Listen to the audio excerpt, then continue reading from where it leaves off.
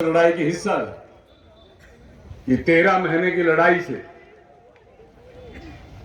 एकजुट लड़ाई से आपने सिर्फ मोदी का सिर ही नहीं झुकाया, 3 काले कानून ही रद्द नहीं किए, बल्कि हरियाणा और पंजाब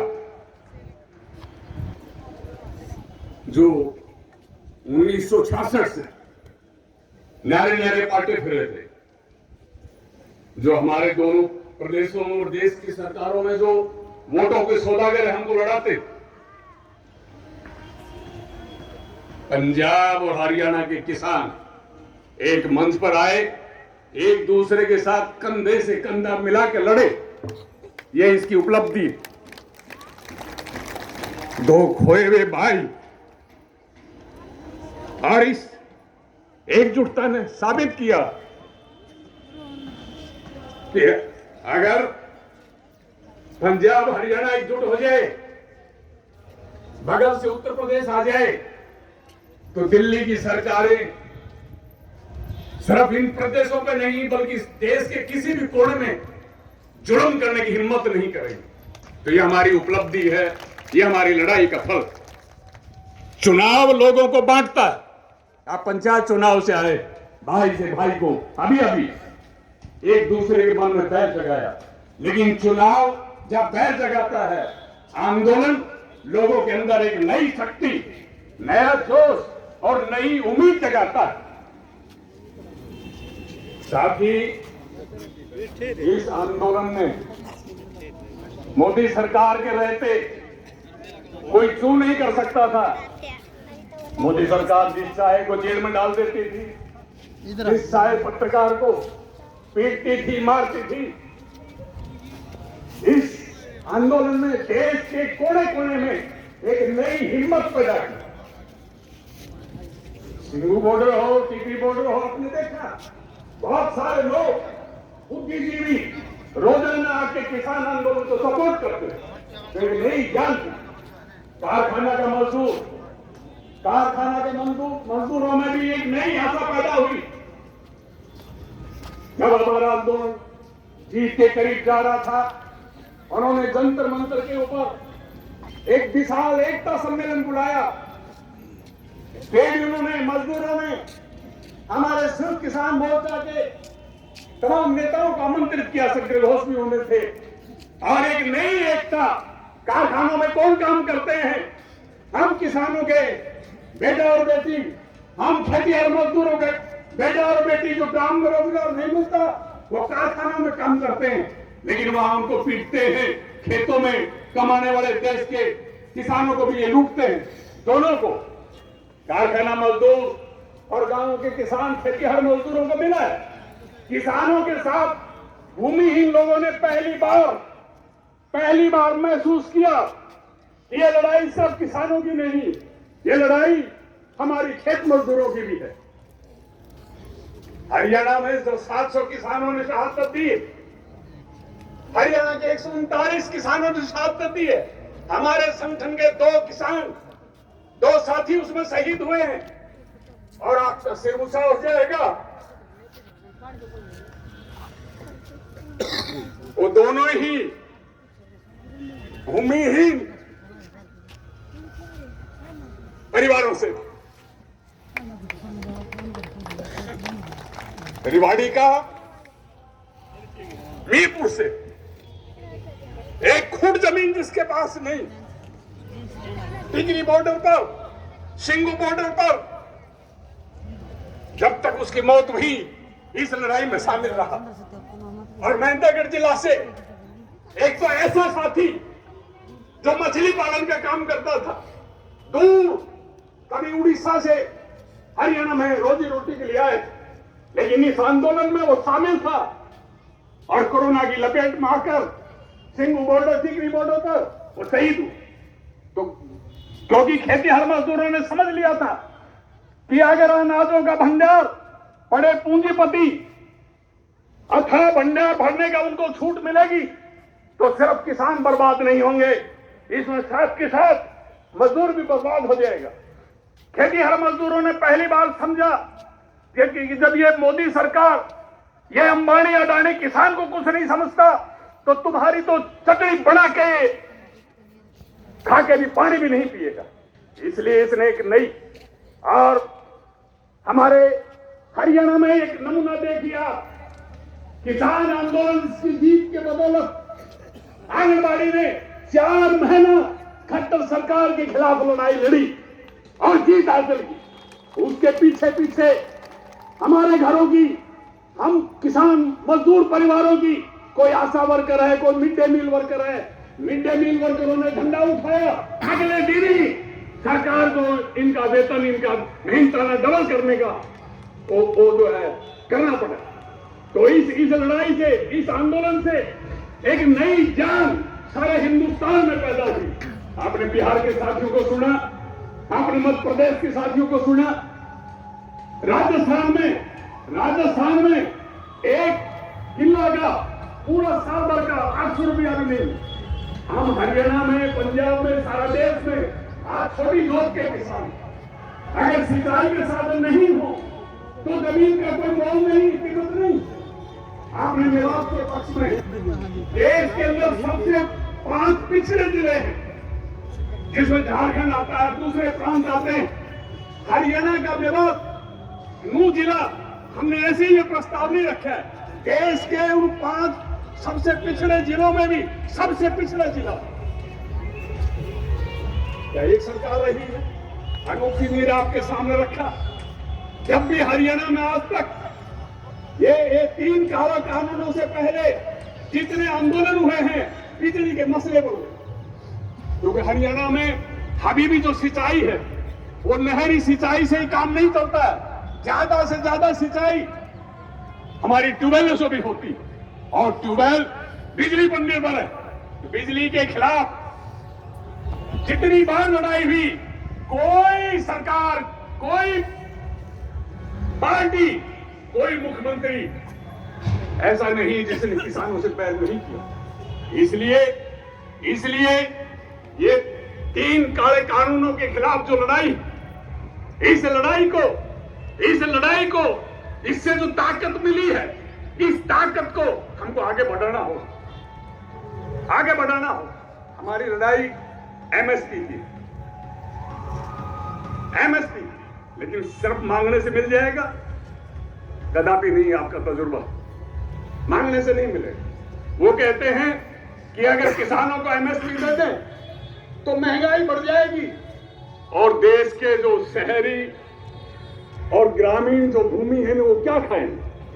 हमारे मध्य प्रदेश के साथी ने रखा, आपका रोज का अनुभव है, आपका टमाटर 2 रुपये किलो, जब आप खरीदने जाएंगे 80 रुपये, आपकी प्याज 25 पैसा किलो, जब आप खरीदने जाएंगे 75 रुपये किलो, आपका अनाज सस्ते में, और जब आप खरीदने का मौका मिलता है तो डबल रेट। इस देश का एक दस्तूर है कि हम पैदा करें। हम किसान, खेतीहर मजदूर खेतों से अनाज पैदा करते हैं, फल पैदा करते हैं। हमारा कश्मीर का साथी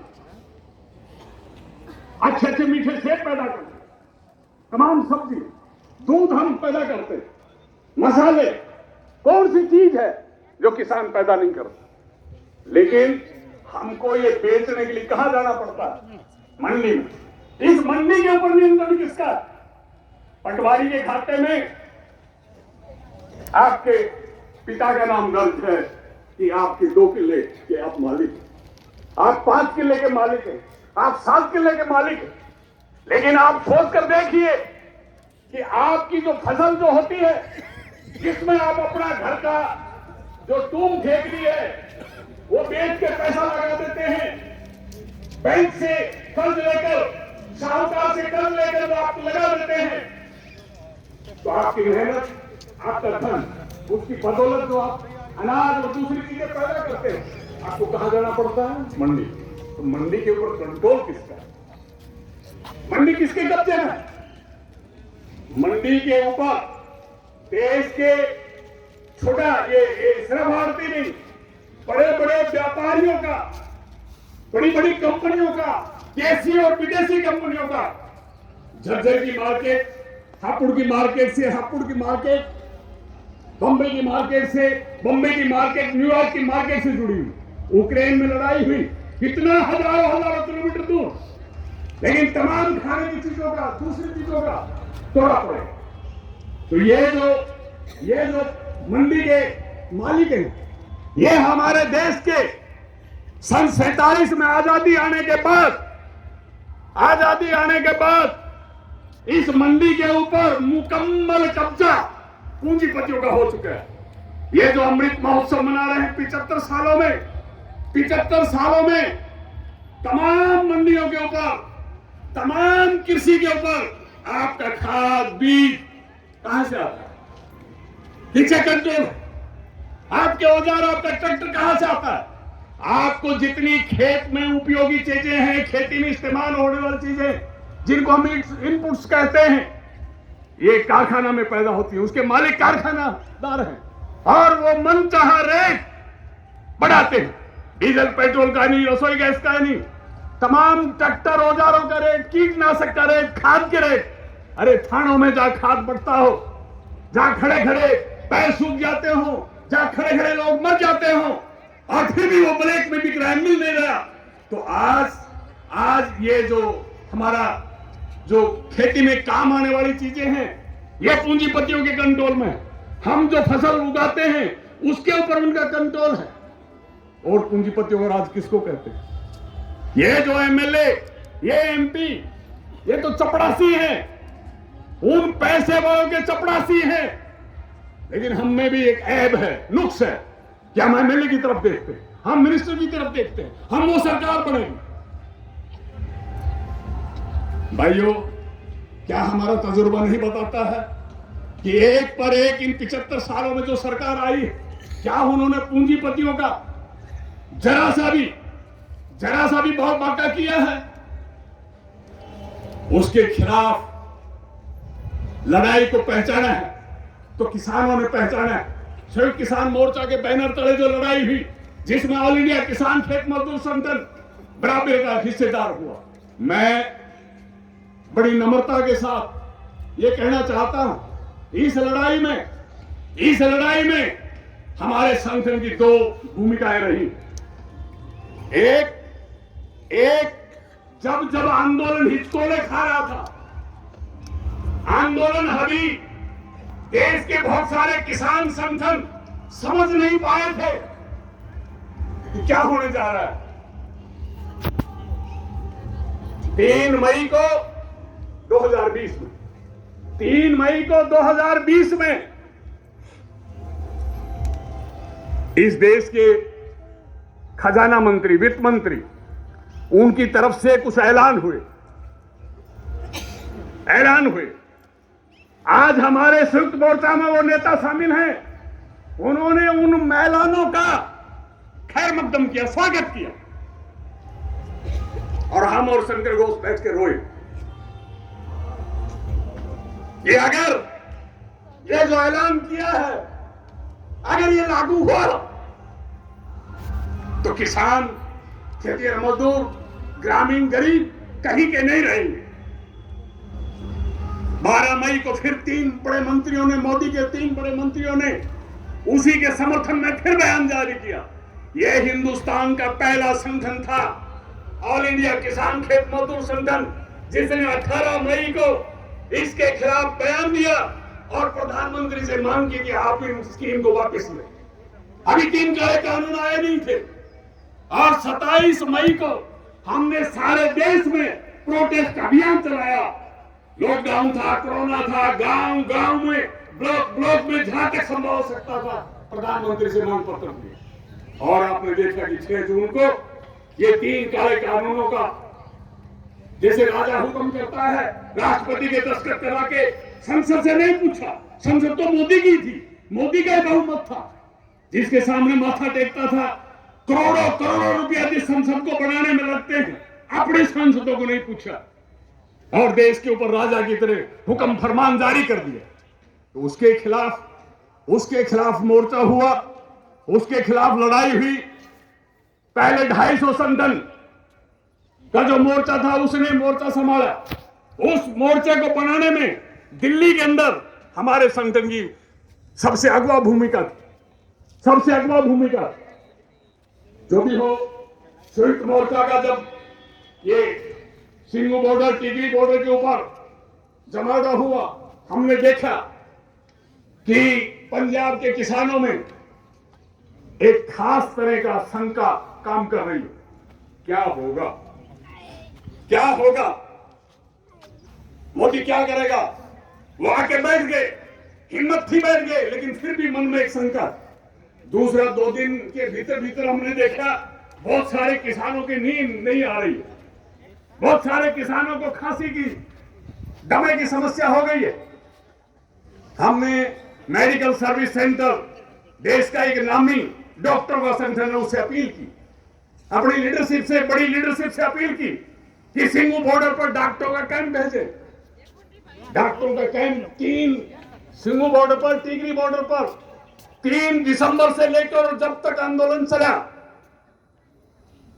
स्टेज के पीछे डॉक्टरों का कैंप लगातार काम करता रहा। दूसरा, हमने हरियाणा के अपने कार्यकर्ता, मध्य प्रदेश के हमारे कई दर्जन कार्यकर्ता, हमने जहां तक पीछे बॉर्डर तक बैठे थे, एक एक झोपड़ी में, एक एक ट्रॉली में उनको भेजा। किसानों के साथ जो पंजाब के किसान बैठे थे, उनमें भरोसा पैदा किया, हम आपके साथ। और गांव में जाकर हमारे सोनीपत के साथी बैठे। हमारे बहुत सारे गांवों में संगठन नहीं था, लेकिन हमारी नीति के मुताबिक जिन शिवदास घोष का जिक्र किया है, उनकी सीख थी कि जहां संगठन नहीं है, वहां लोगों की जो प्रभावित लोग हैं, उनकी संघर्ष कमेटी बनाओ, लेकिन लड़ाई के मैदान में आओ। सोनीपत जिला के किसान मजदूर संघर्ष समिति बनाई और मैदान में आए, बड़ी पंचायत आयोजित की। और 26 जनवरी को जब ट्रैक्टरों की लाल थी, इनके आधे ट्रैक्टर ही बॉर्डर पर पहुंचे थे, बाकी को तो पहुंच आने का मौका भी नहीं मिला था। इतना विशाल प्रदर्शन, इतना विशाल प्रदर्शन।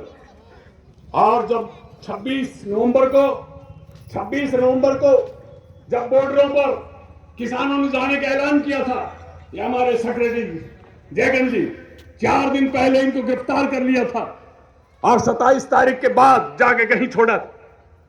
इसी झज्जर में 2 नवंबर को, 26 नवंबर को मोर्चे जमे थे। 2 नवंबर को हजारों की संख्या में हमने झज्जर में जुलूस किया। हमने गांव में उसके समर्थन में एक वातावरण तैयार किया था। तब तक कोई संगठन, कोई खाप पंचायत नहीं उठ पाई, तो वो खतरे को ढंग से समझ नहीं रहे। लेकिन धीरे धीरे खाप पंचायतें भी आई, गांव के गांव लोग आए, इसको उठाए। और हरियाणा में, सारे देश में जो ऐब है, एक नुक्स है, हम लोगों को पैसे वाले पाड़ के रखते हैं, जात पात के नाम पर बांट कर रखते हैं। इस संगठन के जो महान नेता थे शिवदास घोष, वो 1970 में बहादुरगढ़ में आए, 3 दिन की मीटिंग ली थी। उस मीटिंग में जो शामिल हुए थे, कामड़ा अनूप सिंह, जयकंद, दोनों उसमें शामिल थे। अनूप सिंह जी के पिताजी कामड़ बलवंत सिंह उसमें शामिल थे। लाखन माजरा के एक सरपंच थे, दिवंगत हो चुके हैं, लाखन माजरा के राम प्रसाद उसमें शामिल थे, जो किसान आंदोलन के एक नामी रहता रहे। कंजावला हो, कोई और हो, प्रदेश, दिल्ली और आसपास उत्तरी भारत का कोई आंदोलन नहीं जिसमें राम प्रसाद और बलवंत सिंह शामिल नहीं रहे। तो वो दोनों ने 74 में पढ़ लिया था।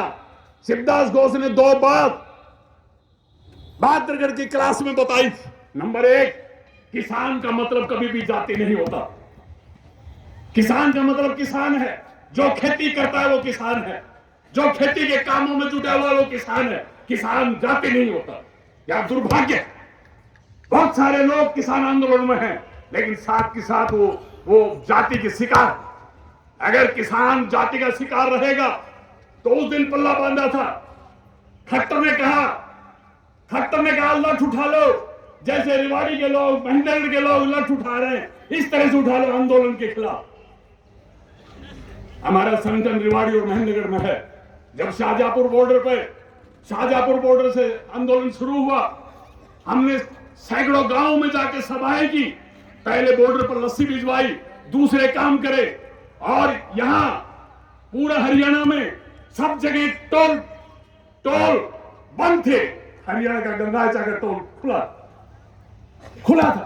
कॉमरेड राजेंद्र सिंह के नेतृत्व में हमारे ऑल इंडिया किसान खेत मजदूर संगठन की पहल के ऊपर दूसरे भी आए और गंगाचा टोल प्लाजा को बंद कराया। एक अनूठी मिसाल आज हरियाणा में जात पात के खिलाफ। और बात ऐसी नहीं है कि सिर्फ बीजेपी आज जुल्म कर रही है। कांग्रेस के राज में अरे हमारी साइकिलों पर हमारे बच्चों पर टोकन टैक्स, बीडीओ सड़क पर खड़ा है, ग्राम सचिव सड़क पर खड़ा है, सरपंच मुंह खड़े देख रहे हैं और हमारे बच्चे बड्डों में पढ़ रहे हैं। क्यों? तुम्हारे साइकिल का टैक्स लगेगा। अरे हमारे राशन के ऊपर इमरजेंसी में मैंने अपनी आंखों से देखा है, एक गरीब आदमी पैसा लेकर आया है राशन की दुकान पर, पहले चूड़ा टैक्स दो तब राशन मिलेगा।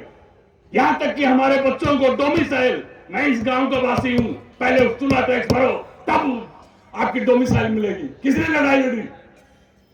जो अनूप सिंह जी कह रहे थे, ये संगठन पिछले 48 साल से हरियाणा में है। 1950 से सारे देश में ये इस लड़ाई को, ये चुनाव से नहीं बना, एक भी एमएलए का इसके ऊपर कृपा का हाथ नहीं।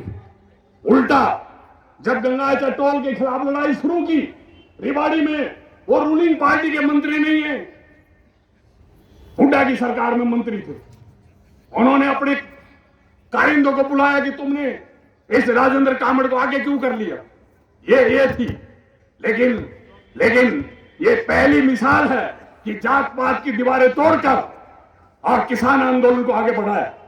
तो मैं आपसे ये कहना चाहूंगा कि आज जो एमएसपी की लड़ाई, ये एमएसपी की लड़ाई 3 काले कानूनों को रद्द कराना आसान था। मेरी बात को गलत मत लेना। 3 काले कानूनों को रद्द कराना आसान था, एमएसपी लेना कहीं मुश्किल। क्यों? 3 काले कानून किस लिए आए थे? एमएसपी खत्म करने के लिए आए थे। हमारी मंडी का कानून क्यों खत्म हो रहा था? कि जो अभी मामूली एमएसपी मिल रही है उसको खत्म करने के लिए। तो जो सरकार और देश के पूंजीपति एमएसपी को खत्म करने के लिए 3 काले कानून लाए थे, वो मामूली लड़ाई से एमएसपी दे देंगे? इसलिए एमएसपी के लिए एक और बड़ी लड़ाई लड़नी होगी। और ये लड़ाई किसके खिलाफ लड़नी होगी, कैसे लड़नी होगी? हमारा संगठन एक बात लंबे अरसे से कह रहा है कि मंडी के ऊपर कब्जा है पूंजीपतियों का। एक अंबानी अडानी का नहीं, सारे जितने अंबानी अडानी है, कोरोना पीरियड में इस पूरे एशिया में जापान को पीछे छोड़ दिया, चीन को पीछे छोड़ दिया। अंबानी एशिया का पहले दर्जे का सेठ बन गया, फिर अडानी उसके साथ साथ एशिया का बड़ा सेठ बन गया। आज दोनों दुनिया के 10 बड़े अमीरों में से एक। तो इन पूंजीपतियों का कब्जा है मंडी के ऊपर। जब तक कृषि के बाजार से, जब तक अनाज मंडियों से, जब तक दूध के बाजार से, जब तक हमारे तमाम मसालों की खरीद होती है, सेब की खरीद होती है, हमारा गेहूं हो, धान हो, कोई भी हो, इन मंडियों से पूंजीपति कंपनियों को जब तक बाहर नहीं किया जाएगा, हमको एमएसपी नहीं मिल सकती। तो एमएसपी लेनी है तो हमको ये लड़ाई हमको उठानी होगी कि पूंजीपतियों को मंडी के बाजार से, कृषि का बाजार से बाहर किया जाए। सरकार अगर जनता की है, सरकार का जनता के साथ कोई सरोकार है, सरकार का अगर किसानों जो जनता का सबसे बड़ा हिस्सा है, अन्नदाता है, अगर इन किसानों के साथ सरोकार है तो सरकार खुद लागत से 1.5 गुना दामों पर हमारी फसल को खरीद के क्या करे? ये जो बड़ी कंपनियां खरीद के और महंगा बेचती हैं, इनको महंगा बेचने से बाहर करो और सरकार खुद गांव के गरीबों को, शहर के गरीबों को सस्ते रेट पर राशन पर चीजें दो। कितना पैसा लगेगा? सिर्फ 1.5 लाख करोड़ रुपए लगेगा।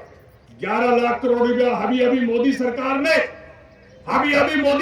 ने पूंजीपतियों को माफ कर दिया। बैंकों का सरकारी बैंकों का बहुत बड़ा रकम पूंजीपतियों को जमाई की तरह दे दिया। तो क्या 1.5 लाख करोड़ रुपया ज्यादा है? तो इसके लिए हमको लड़ाई लड़नी होगी और इसके लिए चाहिए संगठन की मजबूती। जो हमारे जनरल सेक्रेटरी कह रहे थे शंकर घोष कि हमने ये सम्मेलन क्यों बुलाया, हम देश के कोना कोना में इस नई लड़ाई को जो बॉर्डरों पर लड़ी गई थी उससे भी बड़ी लड़ाई को अगर हम खड़ा नहीं कर पाए तो एमएसपी नहीं ले पाएंगे, एमएसपी नहीं ले पाएंगे। इसलिए एमएसपी की लड़ाई के लिए 1.5 गुना लागत के लिए और विशाल एकता को कायम करके अपने हक को लेने के लिए हमको ताकत चाहिए। आप किसान, खेतीहर मजदूर गांव गांव में एक होकर ऑल इंडिया किसान खेत मजदूर संगठन को ताकतवर बनाएंगे तो संयुक्त मोर्चा के एक हिस्सेदार के नाते आज संयुक्त मोर्चा में जो सबसे बड़े संगठन है उनमें से ऑल इंडिया किसान खेत मजदूर संगठन एक है। लेकिन मैं एक बात कहना चाहूंगा, 22 जनवरी को मैं लास्ट पॉइंट कह के अपनी बात खत्म करूंगा। 22 जनवरी को सरकार ने जब ये कहा था कि हम 1.5 साल के लिए इन काले कानूनों को ठंडे बस्ते में डाल देते हैं, सस्पेंड कर देते हैं, 1.5 साल तक लागू नहीं हुए ताक पर रख देते हैं। आप आंदोलन को वापस ले लीजिए। आपको मालूम है इस देश के सबसे बड़ा जो अपने आप को सबसे बड़ा संगठन का दावा करता है और है भी, उसके नेता ने क्या कहा? उसके नेता ने कहा कि सरकार की बात मान लेनी चाहिए। वो लाल झंडा रखता है, वो संगठन लाल झंडा रखता है। उसके नेता ने कहा, मैं ज्वाइंट मूवमेंट के वसीभूत नाम नहीं ले सकता, लड़ाई मिलकर लड़नी अभी भी। उसके नेता ने कहा कि सरकार की बात मान लेनी चाहिए, बाद में देखी जाएगी 2024 में। हमने कहा कि 150 किसानों ने जो शहादत दी है, 150 किसानों ने जो शहादत दी है, वो सस्पेंड के लिए नहीं, कुछ दिन के लिए रोक लगाने के लिए नहीं, इन काले कानूनों का नाश करने के लिए शहादत दी है। अगले दिन संयुक्त किसान मोर्चा की मीटिंग थी, शंकर घोष और हम उसमें शामिल हुए। पंजाब के किसान संगठन बटे हुए थे, 19 सरकार के पक्ष में थे और 12 सरकार के खिलाफ। वहां भी हमने निवेदन किया, मीटिंग हुई, हमने लिखित रूप से ही प्रस्ताव और हाथ जोड़ के सभी संगठनों से कहा हमको लड़ाई जारी रखनी चाहिए। इस आंदोलन में ताकत है, इस आंदोलन में ताकत है कि मोदी को झुका के मानेंगे और झुका के माने। 27 जनवरी को गाजीपुर बॉर्डर खाली होने की बात थी, गाजीपुर बॉर्डर आबाद रहा, लेकिन 29 जनवरी को सिंगू बॉर्डर पर हमला हुआ था। सिंगू बॉर्डर पर हमला हुआ था, आरएसएस के गुंडे आसपास के गांव से, कहीं राजनाथ के, कहीं फला के, धिकड़ा के भेजे थे। 29 जनवरी को हमला हुआ था। 30 जनवरी को बगल का गांव नांगल है, बहुत सारे साथी बैठे हैं, नांगल गांव से हमारे कार्यकर्ताओं ने जुलूस निकाला, गांव इकट्ठा किया, अकेला एक गांव, 6 गांव से क्रॉस होते 13 किलोमीटर तक जुलूस निकाल के, 2 किलोमीटर लंबा जुलूस, ट्रैक्टरों पर, बाइक पर आकर सिंगू बॉर्डर के ऊपर ऐलान किया कि आरएसएस में दम है तो आके दिखाए, ये बॉर्डर हमारा है, नांगल गांव का। अगले दिन अंतिम खाप ने फैसला लिया कि हमारे पूरे खाप के लोग इस आंदोलन के साथ हैं, खबरदार किसी की हिम्मत हुई आंख उठा के भी देखे। इसलिए हमने दोनों तरह से इस आंदोलन को सही दिशा देने के लिए भी, आंदोलन को जमकोड़ों से बचाने के लिए भी, और साथ के साथ इसकी लड़ाई में शामिल रह के भी। तो अगर आप से मैं निवेदन करना चाहता हूं, आप सभी जो आए, आप संघर्ष के साथी हैं, आप संघर्ष के साथी हैं। मैं आपसे अपील करता हूं, आप इस संगठन को जितनी ताकत देंगे, देश का आंदोलन उतना ही ताकतवर बनेगा। इस अपील के साथ और इस भरोसे के साथ जो इस आंदोलन दिया है, हम लड़ेंगे हम जीते हैं, हम लड़े हैं, हम जीते हैं और एमएसपी की लड़ाई भी जीतेंगे। एमएसपी की लड़ाई भी जीतेंगे, बिजली बिल को वापस करा के मानेंगे, गांव गांव में गरीबों को 12 महीने काम मिले, ये जो है खाद बीज के रेट कम हो, ये जितनी लड़ाई गांव के गरीबों की, इस लड़ाई को और ताकत देने, इतना ही कह के और आप सभी का इस संगठन की तरफ से क्रांतिकारी अभिनंदन करता है। आप सभी को गर्मजोशी के साथ मैं अपना वक्तव्य समाप्त करता हूं। इंकलाब जिंदाबाद, इंकलाब जिंदाबाद, किसान मजदूर एकता जिंदाबाद, ग्रामीण गरीबों का भाईचारा जिंदाबाद, संयुक्त किसान मोर्चा जिंदाबाद। हरीश मारे लाओ धन्यवाद।